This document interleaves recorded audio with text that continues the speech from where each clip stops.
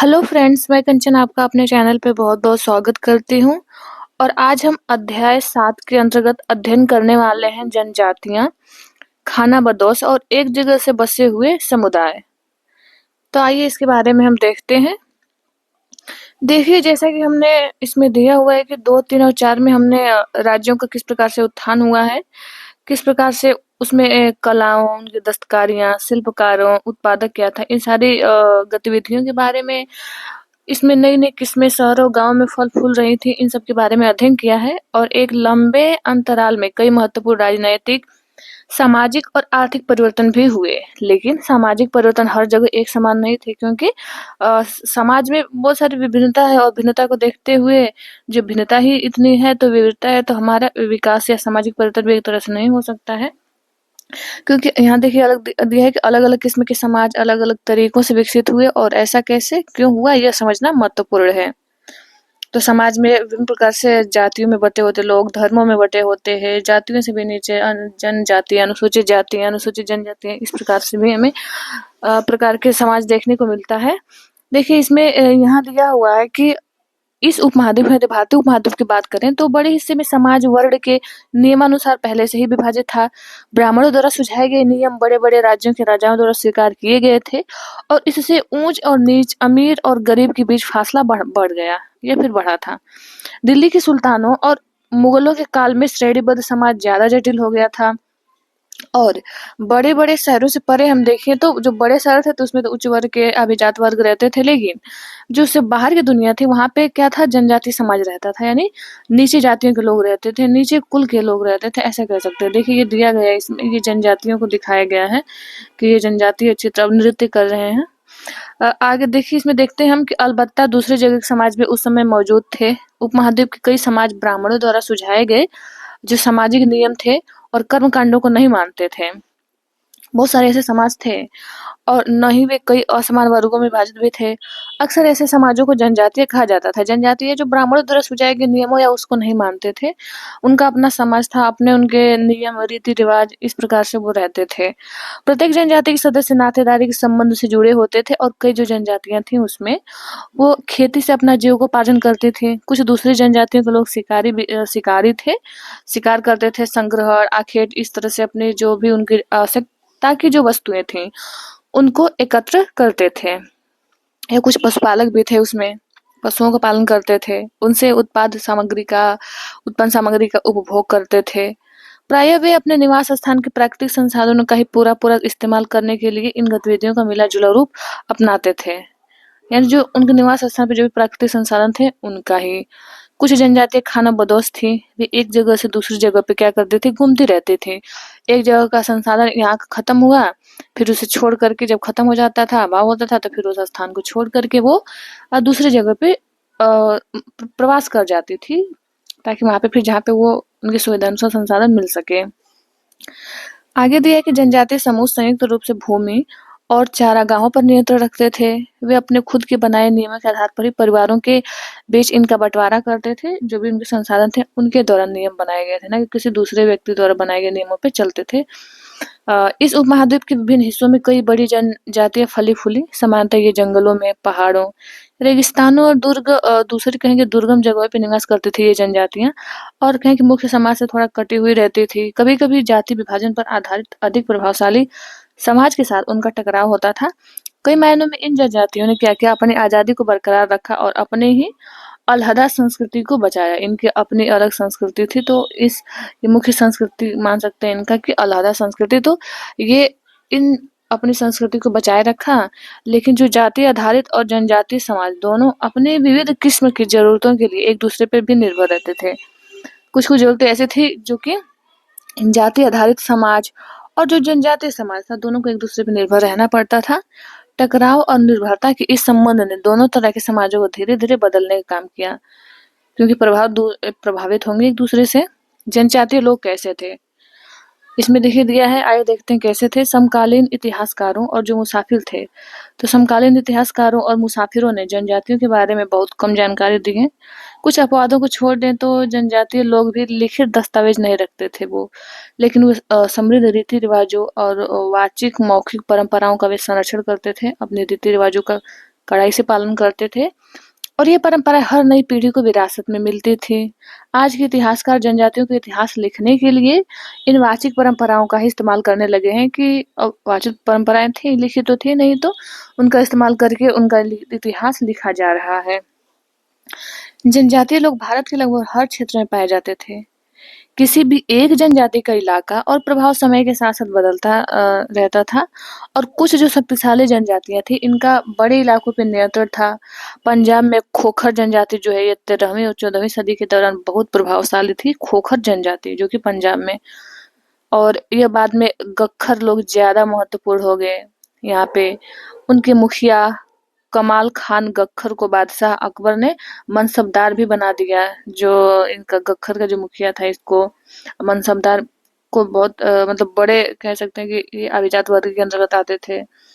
मुल्तान और सिंध की बात करें तो मुल्तान और सिंध में मुगलों द्वारा अधीन कर लिए जाने से पहले लंगाह लंगाह और अरघुन, आगे देखते इसमें क्या दिया है, लंगान व अरघुन लोगों का प्रभुत्व जो था अत्यंत विस्तृत क्षेत्र पर था सिंध वाले प्रांत में। ये मतलब ये भी एक प्रकार की कहेंगे जाति ही है। और उत्तर पश्चिम में एक और विशाल एवं शक्तिशाली जनजाति थी, बलोच जनजाति। बलोच जनजाति ये थी उत्तर पश्चिम में, और ये लोग अलग अलग मुखियों वाले कई छोटे छोटे कुलों में बटे हुए थे। यानी जो कुल था तो इनका एक एक मुखिया होता था। तो ये लोग, ये जो जनजातियां थी अलग अलग अपने कुलों में बटी हुई थी। यदि पश्चिमी हिमालय में देखें तो गडरियों की जनजाति रहती थी यहाँ पे पश्चिमी हिमालय में। उपमहाद्वीप के सुदूर उत्तर पूर्वी भाग पर भी नागा, अहोम, कई दूसरी जनजातियों की पूरी तरह प्रभुत्व था। मौजूदा बिहार देखें और झारखंड के कई इलाकों में 12वीं सदी तक चेर जो थे, चेर सरदार शाहियों का उदय हो चुका था। बादशाह अकबर के प्रसिद्ध सेनापति राजा मान सिंह ने 1591 में चेर लोगों पर हमला किया और उन्हें परास्त किया। उन्हें लूट कर अच्छा खासा माल इकट्ठा किया गया, लेकिन वे पूरी तरह अधीन नहीं बनाए गए। औरंगजेब के समय में क्या था, जब औरंगजेब का शासनकाल था तो उस समय ना औरंगजेब के समय में मुगल सेनाओं ने क्या किया, चेर लोगों के कई किलों पर कब्जा कर लिया। जो औरंगजेब के शासनकाल के लोग थे उन्होंने चेर लोगों के किलों पर, कई जो किले उन्होंने बनाए थे उन पर कब्जा कर लिया और इस जनजाति को अपने अधीन कर लिया। और इस क्षेत्र में रहने वाली महत्वपूर्ण जनजातियों में थी मुंडा थे, संताल थे। यद्यपि ये उड़ीसा और बंगाल में भी मुंडा और संथाल जनजाति हमें उड़ीसा में भी, बंगाल में भी देखने को मिल जाएगा और झारखंड में भी। तो ये सब क्या थे, महत्वपूर्ण जनजातियां थे। इन पे उन्होंने इनके किले कुछ निर्मित किए थे, इस पे क्या किया इन लोगों ने, कब्जा कर लिया। यहाँ दिखा रहा है कि रात में भील लोग हिरन का शिकार कर रहे हैं। भील जनजाति के बारे में का एक चित्र दिखाया गया है यहाँ पे। आगे देखिए दिया है कि जो कर्नाटक और महाराष्ट्र की पहाड़ियां थी, कोली, बेराद तथा कई दूसरी जनजातियों के निवास स्थान थे। ये जो कर्नाटक महाराष्ट्र की विभिन्न पहाड़ियां हैं, तो कोली, बेराद वो मतलब ये मुख्य जनजाति हैं, कोली, बेराद और अन्य भी कुछ थी दूसरी। कोली लोग जो थे ये गुजरात के कई इलाकों में भी रहते थे और कुछ और दक्षिण में कोरागा थे, वेतर, मारवाड़ और दूसरी जनजातियों की विशाल आबादी हमें दक्षिण में देखने को मिल जाएगा। ये लोग निवास करते थे उस समय। भीलों की बड़ी जनजाति पश्चिमी और मध्य भारत में फैली हुई थी। मध्य भारत यानी यहाँ पे हमें ये देखने को मिल जाएगा मध्य प्रदेश में और पश्चिम यानी कुछ जो पूर्वी राजस्थान इस भाग में। 16वीं सदी का अंत आते आते उनमें से कई एक जगह बसे हुए खेतिहर और यहाँ तक कि जमींदार भी बन चुके थे। धीरे धीरे खेतिहर बन गए, जमींदार बन गए। तब भी भीलों के कई कुल जो थे शिकारी संग्राहक बने रहे, शिकार अपना कार्य करते थे। मौजूदा छत्तीसगढ़, मध्य प्रदेश, महाराष्ट्र और आंध्र प्रदेश में गोंड लोग की हम देखें तो गोंड जो जनजाति है इसका बड़ी तादाद में जनसंख्या हमें देखने को मिल जाएगा। ये तो फिर आगे दे रहा है कि जो ये खाना बदोश और घुमंतु लोग कैसे रहते थे। तो जनजातियों का जीवन आमतौर पर खाना बदोश और घुमंतु हुआ करता था। फिर धीरे धीरे थोड़ा सा ये और उच्च समाज के वर्ग में आए तो वहाँ पे स्थिर हो गए, कृषि कार्यों को अपनाया, ये सारे कार्य करने लगे, जमींदार भी बन गए उस समय पश्चात। लेकिन जो इनका जीवन रहा है खाना बदोश घुमंतु ही रहा है। देखिए आगे दिया है कि खाना बदोश चरवाहे जो है अपने जानवरों के साथ क्या करते थे, दूर दूर तक घूमते थे। उनका जीवन दूध और अन्य पशुचारी उत्पादों पर ही निर्भर था। वे खेतिहर गृहस्थों से अनाज, कपड़े, बर्तन और ऐसी ही चीजों के लिए क्या होते थे, निर्भर रहते थे। देखिए यहाँ पे एक चित्र देखिए ये दिया गया है, चित्र दिखाए गए हैं यहाँ पे। इसमें दिया है कि घुमंतू व्यापारियों की श्रृंखलाएं भारत को बाहरी दुनिया से जोड़ती थी और यहाँ मेवा इकट्ठा करके उसे ऊँटों पर लादा जा रहा है। मध्य एशिया के व्यापारी ऐसी वस्तुएं भारत लाते थे और बंजारे और अन्य व्यापारी इन्हें स्थानीय बाजारों तक पहुंचाते थे। यानी ये जो है मैंने बाहर से लोग भी घुमंतू व्यापारियों जो थे अपने अपने जानवरों पे लाद के बहुत सारे सामान, यहाँ देखिए मेवा को भराई हो रही है, भर के ला रहे हैं, तो इस तरह से लाते थे। और जो यहाँ के व्यापारी थे या फिर बंजारे थे वो स्थानीय बाजार तक इसको पहुंचाते थे। आगे देखते हैं यहाँ देख इन चीजों के लिए जैसे ऊन हो गया, घी हो गया इत्यादि का विनिमय भी करते थे और कुछ खाना बदोश अपने जानवरों पर सामानों की ढुलाई का काम भी करते थे। अब उनके पास सारे जानवर थे तो जानवर जो भी ढुलाई का काम हुआ करता था अपने जानवरों के माध्यम से करते थे। और एक जगह से दूसरी जगह आते जाते वे सामानों की खरीद फरोख्त भी करते थे। रास्ते में कोई उनको सामान कह सकते हैं वो खरीद लेते थे, फिर दूसरे स्थान पर उसे पहुंचाते भी थे। बंजारा लोग की बात करें तो बंजारा लोग सबसे महत्वपूर्ण व्यापारी खाना बदोश थे। खाना बदोश थे वो, और उनका कारवां टांडा कहलाता। जो कारवां जो समूह में चलते थे, जिस जत्थे में चलते थे वो टांडा कहलाता था। सुल्तान अलाउद्दीन खिलजी ये बंजारों का ही इस्तेमाल नगर के बाजारों तक अनाज की ढुलाई के लिए करते थे इस समय अलाउद्दीन खिलजी के बाजार में। और बादशाह जहांगीर ने अपने संस्मरणों में लिखा है कि बंजारे विभिन्न इलाकों से अपने बैलों पर अनाज लेकर शहरों में बेचते थे। सैन्य अभियानों के दौरान वे मुगल सेना के लिए खाद्यान्नों की ढुलाई का काम भी करते थे। और किसी भी विशाल सेना के लिए 1 लाख बैल अनाज ढोते होंगे, ऐसा अनुमान है उस समय का। देखिए बंजारे के बारे में दिया हुआ है यहाँ पे। पहले ये देख लेते हैं खाना बदोश और भ्रमरशील घुमंतू के बारे में। देखिए ये दिया है कि खाना बदोश और भ्रमरशील जो घुमंतू थे समूह, ये खाना बदोश घुमंतू लोग होते थे। उनमें कई पशुचारी मतलब होती थी वस्तुएं जो अपनी रेवड़ और पशुवृंद के साथ ही एक चारागाह से दूसरे चारागाह क्या करते थे, घूमते रहते थे। एक जगह का चारा खत्म हुआ फिर दूसरे चारागाह की खोज में निकल जाते थे। और इसी तरह दस्तकार, फेरी वाले और नृतक, गायक एवं अन्य जो तमाशबीन भ्रमणशील समूह था अपना काम धंधा करते थे। ये करते करते एक जगह से क्या करते दूसरी जगह की यात्रा पे रहते थे। खाना बदोश और भ्रमणशील समूह दोनों अक्सर उस जगह लौट कर आते हैं जहां उन्हें पिछले साल दौरा किया था। इस तरह से फिर अब वहां पे मान लो जिसकी चारा उत्पन्न हो गया होगा फिर उस चारागाह पे अपने चलते हैं। इस तरह से वो अपना करते थे घुमंतू जो होते थे। देखिए इसमें दिया बंजारों के बारे में कुछ जानकारियां कि जो 17वीं सदी था इसके आरंभ में भारत में आने वाले अंग्रेज व्यापारी पीटर मंडी ने बंजारों का वर्णन किया है। ये अंग्रेज व्यापारी पीटर मंडी, इसने कहा है कि सुबह हमारी मुलाकात बंजारों की एक टांडा से हुई जिसमें 14,000 बैल थे। सारे पशु गेहूं और चावल जैसे अनाजों से लदे हुए थे और ये बंजारे लोग अपनी पूरी घर गृहस्थी, बीवी बच्चे अपने साथ लेकर चलते हैं। एक टांडा में कई परिवार होते थे। उनका जीने का तरीका उन भारवाहकों से मिलता जुलता है जो लगातार एक जगह से दूसरी जगह जाते रहते हैं। गाय बैल उनके अपने होते हैं। कई बार वे सौदागरों के द्वारा भाड़े पर नियुक्त किए जाते हैं, लेकिन ज्यादातर वे खुद सौदागर होते हैं और अनाज जहाँ सस्ता उपलब्ध है वहां से वे खरीदते हैं और उस जगह ले जाते हैं जहाँ की महंगा है वहां पे वे बेचते हैं। फिर भी ऐसी चीजें लाद लेते हैं जो किसी और जगह मुनाफे के साथ बेची जा सकती है। टांडा में 6 से 700 तक लोग हो सकते हैं। मतलब वो जो टांडा उनका जो जत्था चलता था उसमें 6 से 700 लोगों की संख्या होती थी, जो पीटर मुंडी लिख रहा है। वे एक दिन में 6 या 7 मील से ज्यादा सफर नहीं करते। यहाँ तक कि वे ठंडे मौसम में भी अपने गाय बैलों पर से सामान उतारने के बाद वे उन्हें चरने के लिए खुला छोड़ देते हैं, क्योंकि जहाँ जमीन पर्याप्त है उन्हें रोकने वाला कोई नहीं था। वहां पे वो अपना गुजर बसर करते थे रुक करके।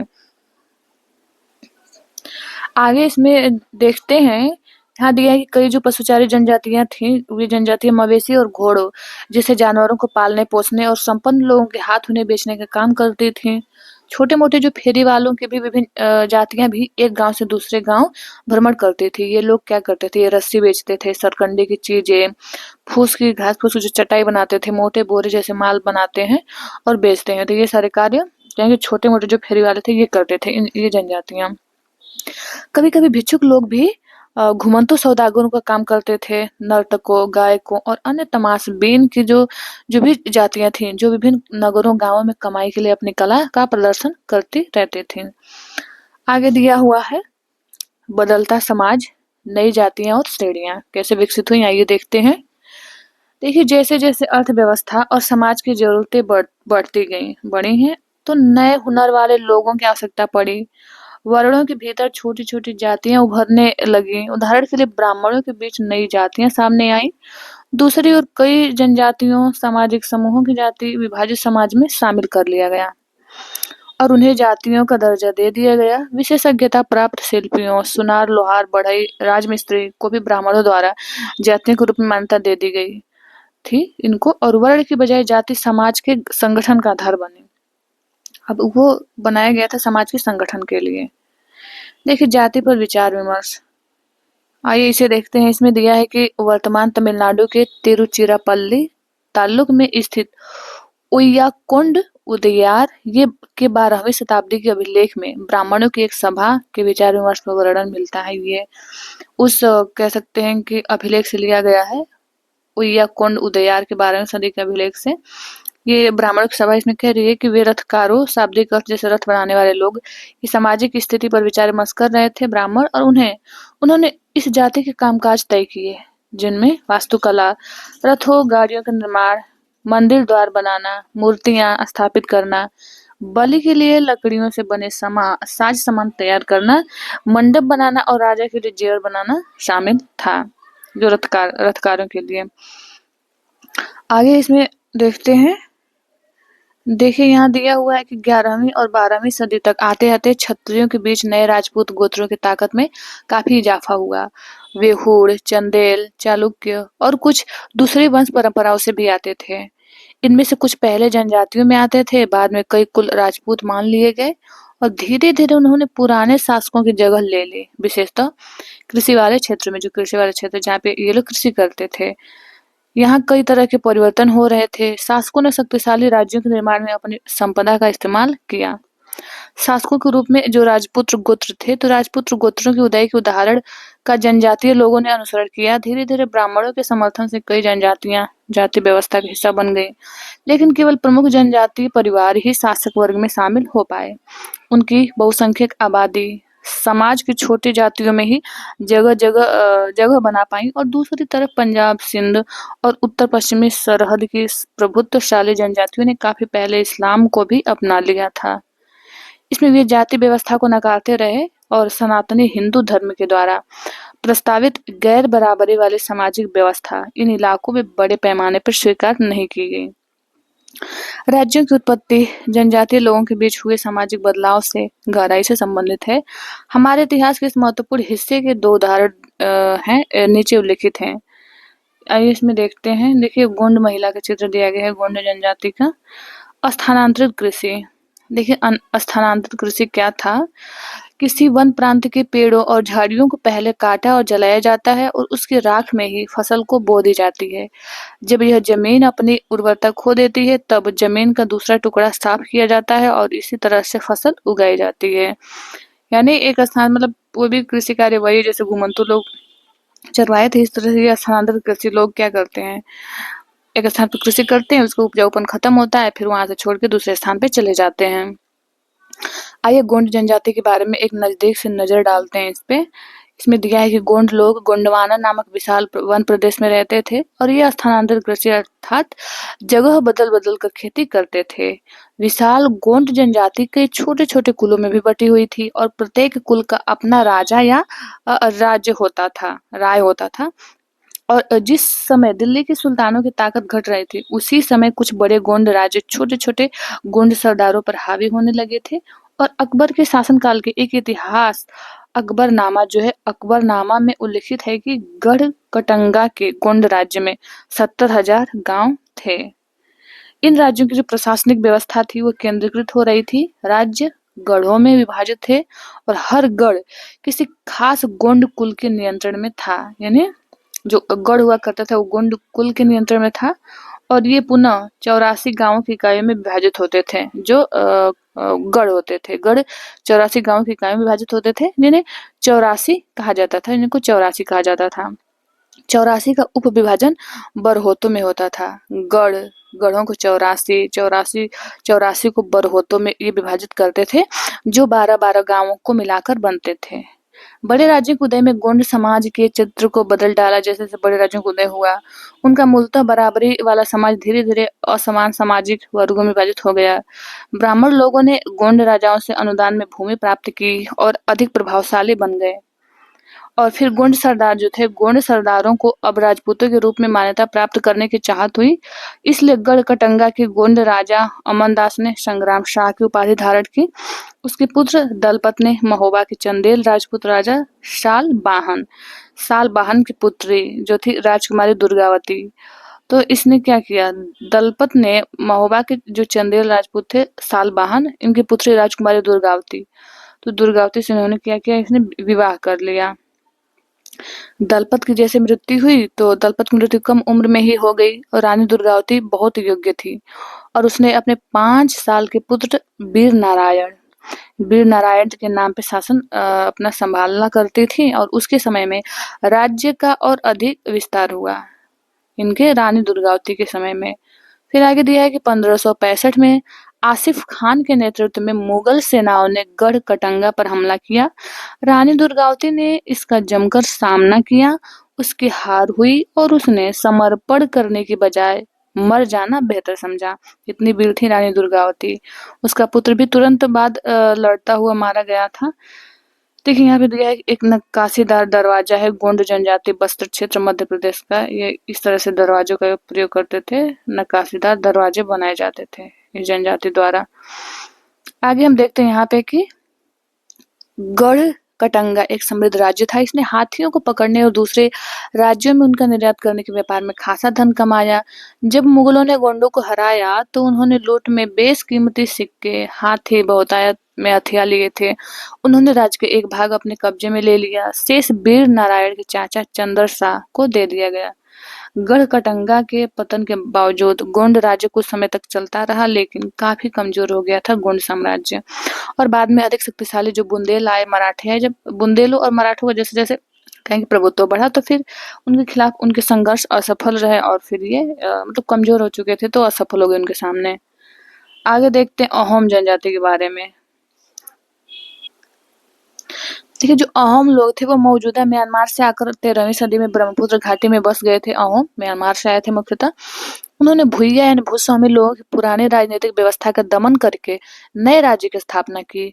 16वीं सदी के दौरान उन्होंने चुटियों यानी 1523 और कोच हाजों 1581 कुछ हाजों के राज्यों को अपने राज्य में मिला लिया। उन्होंने कई अन्य जनजातियों को भी क्या कर दिया, अधीन कर लिया अपने। अहोमों ने एक बड़े राज्य बनाया। इसके लिए 1530 के दशक में ही इतने वर्षों पहले आग्नेय वस्त्रों का इस्तेमाल किया। 1660 तक आते आते वे उच्च स्तरीय बारूद और तोपों का भी निर्माण करने में सक्षम हो गए थे अहोम। लेकिन अहोम लोगों को जो दक्षिण पश्चिम से कई आक्रमणकारियों का सामना करना पड़ा था। 1662 में मीर जुमला के नेतृत्व में मुगलों ने अहोम राज्य पे हमला भी किया। बहादुरी से सामना करने के बावजूद अहोम लोगों की पराजय हुई, लेकिन उस क्षेत्र पर मुगलों का प्रत्यक्ष नियंत्रण ज्यादा समय तक बना नहीं रह सका।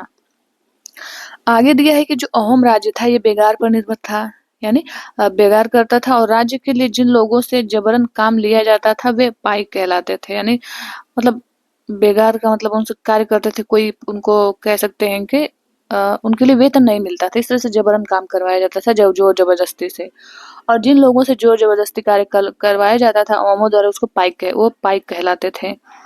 अहोम राज्य में एक जनगणना की गई थी और प्रत्येक गांव को अपनी बारी आने पर निश्चित संख्या में पाइक भेजने होते थे कि हाँ इतनी जनसंख्या है, यहाँ से इतने पाइक जाएंगे, इतने बेगार करने के लिए लोग जाएंगे राज्य में। इसके लिए जनगणना के बाद सघन आबादी वाले इलाकों से कम आबादी वाले इलाकों में लोगों को क्या किया गया, अगर एक स्थानांतरित कर दिया गया। जो सघन जनसंख्या थी वहां से कम जो जनसंख्या थी वहां पे। इस प्रकार अहोम कुल लुट गए, मतलब अहोम का जो कुल था वो फिर कहेंगे धराशायी हो गया। 17वीं शताब्दी के पूर्वार्ध पूरा होते होते जो प्रशासन था वो खासा केंद्रीकृत हो चुका था। आगे दिया कि लगभग सभी वयस्क पुरुष युद्ध के दौरान सेना में अपनी सेवाएं प्रदान करते थे। दूसरे समय में वे बांध, सिंचाई व्यवस्था इत्यादि के निर्माण का भी अन्य सार्वजनिक कार्यों में जुटे रहते थे। अहोम लोग चावल की खेती के नए तरीके भी अमल में लाए। अहोम समाज कुलों में विभाजित था जिन्हें खेल कहा जाता था। अहोम समाज कुल में विभाजित था जिन्हें खेल कहा जाता था। वहाँ दस्तकारों की बहुत कम जातियाँ थीं, इसलिए अहोम क्षेत्र में दस्तकार निकटवर्ती क्षेत्रों से आए। एक खेल के नियंत्रण में प्रायः कई गाँव होते थे। किसान को अपने ग्राम समुदाय के द्वारा जमीन दी जाती थी और समुदाय की सहमति के बगैर राजा तक इसे वापस नहीं ले जा सकता था। शुरुआत में अहोम लोग अपने जनजातीय देवताओं की उपासना करते थे, लेकिन 17वीं सदी के पूर्वार्ध में ब्राह्मणों के प्रभाव में बढ़ोतरी हुई। इसमें आगे दिया है कि जो मंदिर थे, मंदिरों और ब्राह्मणों को राजा के द्वारा भूमि अनुदान में मिलता था। शिव सिंह, जो कि 1714 से 44 तक था, इसके काल में हिंदू धर्म वहाँ का प्रधान धर्म बन गया था।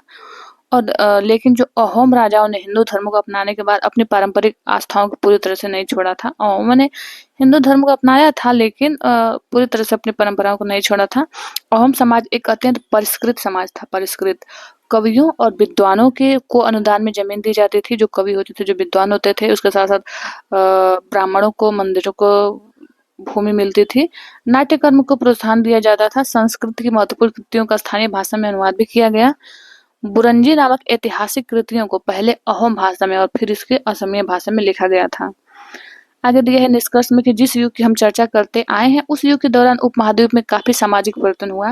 वर्ण आधारित समाज था। जनजातीय लोग एक दूसरे के साथ लगातार संपर्क में आते रहे। इस आदान प्रदान ने दोनों तरह के समाजों में अनुकूलन और बदलाव की प्रक्रिया चलाई। बहुत सी विभिन्न प्रकार जो भी वहाँ की विभिन्न जनजातियां हुआ करती थी, अपनी उन्होंने जीविका अपनाई थी। विभिन्न प्रकार के उनके जीविका के साधन थे और कालांतर में उनमें से कई जो जातियां थी वो जाति आधारित समाज में शामिल हो गई। लेकिन कईयों ने जाति व्यवस्था और सनातनी हिंदू धर्म दोनों को ही नकार दिया। ना तो जाति व्यवस्था को एक्सेप्ट किया, ना तो सनातन धर्म को। कुछ जनजातियां जो थी सुसंगठित प्रशासनिक व्यवस्था वाले विस्तृत राज्यों की स्थापना उन्होंने खुद किया। इस तरह वे राजनीतिक रूप से ताकतवर हो गए और उसने उन्हें बृहद और अधिक जटिल राज्यों और साम्राज्यों के साथ संघर्ष की स्थिति में लाकर उनको खड़ा कर दिया, जो अन्य प्रकार की जनजातियां थीं। यहाँ पे मंगोलों के बारे में दिया गया है कि एक टिप्पणी की अपने एटलस में आप मंगोलिया को ढूंढिए और इतिहास में सबसे प्रसिद्ध पशुचारी और शिकारी संग्राहक जनजाति मंगोलों की थी। यानी जो सबसे प्रसिद्ध जो पशुचारक थे या शिकारी संग्राहक थे, ये मंगोल ही थे। और ये मध्य एशिया के घास के मैदानों और हम देखते हैं कि मध्य एशिया घास के मैदानों से भरपूर है। स्टेपी वाला क्षेत्र जो है और थोड़ा उत्तर की ओर वो वन प्रांतों में बसे हुए थे। 1206 में चंगेज खान ने मंगोल और तुर्की जनजातियों में एकता पैदा करके उन्हें एक शक्तिशाली सैन्य बल में बदल डाला। यानी कह सकते हैं कि चंगेज खान मंगोल जनजातियों का नेता था। अपनी मृत्यु के समय 1227 में वह एक सुविस्तृत प्रदेश का शासक भी बना था, चंगेज खान। और उसके उत्तराधिकारियों ने एक विशाल साम्राज्य भी खड़ा किया अलग अलग समय में। इसके अंतर्गत रूस, पूर्वी यूरोप और चीन तथा मध्य पूर्व का खासा बड़ा हिस्सा शामिल था। मंगोलों के पास सुसंगठित सैन्य प्रशासनिक व्यवस्थाएं भी थीं। ये विभिन्न जाति और धार्मिक समूहों के समर्थक पर भी ये लोग आधारित थे, मंगोल जनजाति। तो फिर हम मिलते हैं नेक्स्ट वीडियो में। आपसे हम्बल रिक्वेस्ट है कि इस चैनल को सब्सक्राइब कर लें और अपने दोस्तों को भी शेयर करें। ये वीडियो देखने के लिए आप लोगों का बहुत बहुत धन्यवाद।